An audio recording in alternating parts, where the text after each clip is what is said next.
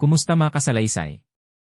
Halina at samahan niyo ako sa isa na namang kakaibang kwento na aking ibabahagi sa araw na ito. Ang aking isasalaysay na kwento ay may pamagat na Tiago Palitpiso, ang Haring Abusado. Noong unang panahon sa isang malayong isla, may isang kaharian na pinamumunuan ng abusadong nilalang na nagngangalang Tiago Palitpiso. Si Tiago ay kilala sa buong kaharian bilang isang sakim na pinuno. Puro pansariling interest lamang ang nasa isip nito at walang malasakit sa kanyang kapwa. Siya rin ang may hawak sa lahat ng mga ari-arian sa isla. Kaya ganun na lamang ang takot ng mga mamamayan doon. Sobra-sobra ang pagpapahirap ni Tiago sa mga tao at wala itong binibigay na konsiderasyon sa kanyang mga nasasakupan. Isang araw, napagdesisyonan ng mga mamamayan na kausapin ng maayos si Haring Tiago. Hiling nila na kung maaari ay bayaran sila ng maayos at itrato sila ng wasto. Sa sobrang hirap ng trabahong pinapagawa sa kanila, ay halos hindi na makayanan ng kanilang mga katawan. Nang marinig ni Tiago ang pakiusap ng mga tao, ay bigla siyang nagalit. Anya! Wala kayong karapatang magreklamo. Bumalik kayo sa inyong mga trabaho. Nagpatuloy ang kanyang kahibangan, na tila ba wala na siyang ibang ginawa kundi ang pahirapan ang mga taong kanyang nasasakupan. Hanggang sa isang araw, may dumating na isang matandang ermitanyo sa kanilang lugar at pinuntahan si Tiago sa kanyang palasyo. Nagbabala ang ermitanyo kay Tiago na kung hindi niya ititigil ang kanyang mga masasamang gawain, ay tuluyan siyang babagsak. Tinawanan lamang ito ni Tiago at sinabing, "Sino ka para bigyan ako ng babala?" Nagulat si Tiago dahil sa isang kisap mata ay naglaho bigla ang matandang ermitanyo. Habang tumatagal, mas lumala ang kanyang pagkaganid at pang-aabuso. Pinapahirapan niya ng husto ang mga mamamayan at sinisingil ng malaking buwis ang mga nagtatrabaho sa kanya. Marami ang nagdusa sa ilalim ng kanyang pamumuno at ang kanyang pangalang Tiago Palitpiso ay naging simbolo ng pang-aabuso at pang-aapi. Isang gabi, nagpulong ang mga mamamayan at nagplano ng malaking himagsikan laban kay Haring Tiago. Nilusob ng mga tao ang palasyo ni Tiago habang siya ay mahimbing na natutulog. Nagkaroon ng matinding sagupaan ang mga mamamayan at ang mga tauhan ni Tiago.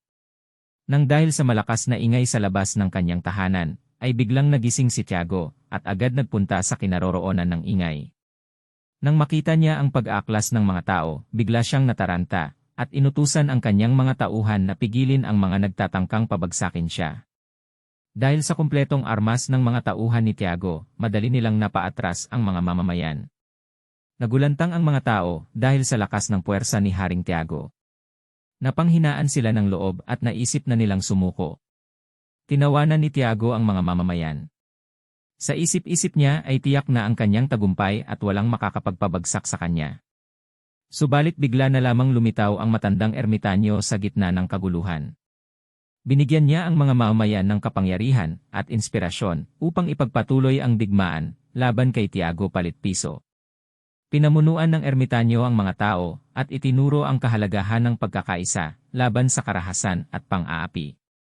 Nabuhayan ng loob ang mga mamamayan at nakipaglaban muli kay Haring Tiago. Naging matindi ang bakbakan sa pagitan ng mga mamamayan laban sa puwersa ni Tiago. Dahil sa determinasyon at pagkakaisa ay nanaig ang mga tao at tuluyang natalo sina Tiago at napilitang sumuko. Matapos ang bakbakan, nagpunta sa isang sulok si Haring Tiago at napaisip. Napagtanto niya ang kanyang mga kamalian at namulat siya sa katotohanan.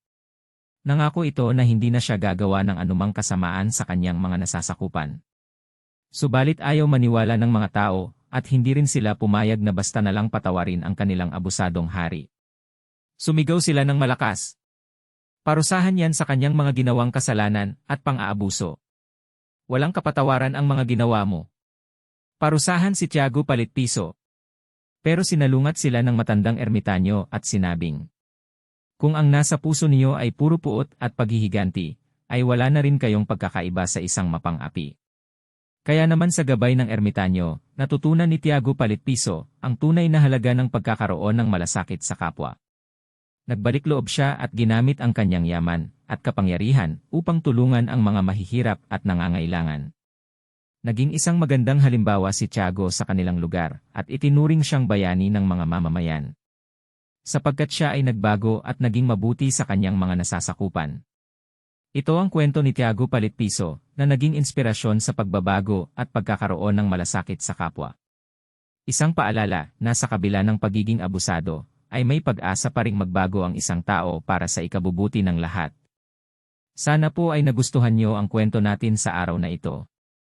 Muli mga kasalaysay. Sinusuyo ko po kayong lahat na suportahan ang ating YouTube channel. Huwag po nating kalimutang i-like, mag-subscribe, i-share at pindutin ang notification bell para lagi po kayong updated sa mga bago at exciting na mga kwento. Asahan po ninyo na lalo ko pa pong pagbubutihan at sisikaping makapagbigay ng saya at inspirasyon. Ang inyong tagapagkwento, Datu Salaysay.